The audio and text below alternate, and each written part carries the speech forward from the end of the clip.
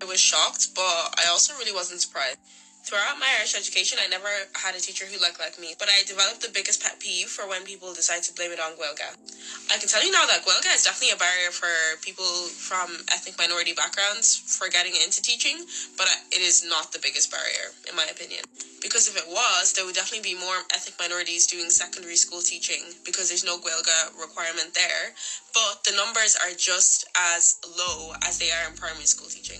I definitely think one of the issues is representation. The curriculum has only become so diverse in the recent years, and also all of the teachers that children, teenagers are seeing are all white. Let me start off by saying I'm 5% Irish, and I'm proud of it. The amount of entitlement from her is insane.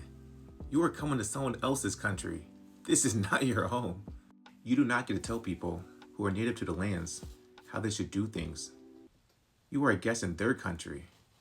Ireland is for Irish. They do not need to have people who look like you to teach people just because that's what you want.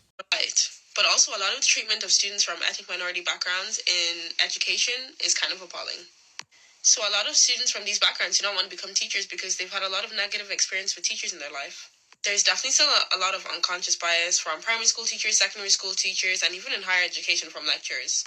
And I definitely will always believe that the diversity of the classroom should definitely reflect in the teaching force. Children should be able to see themselves in their teacher and have relatable experiences.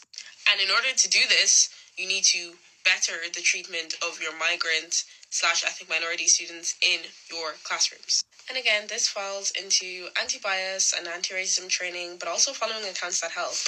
And If you want all this, then stay in your own country or go to a different country where the majority of the people look like you. It's not Irish people's job to cater to you in their country. Go home. Love Don Gully.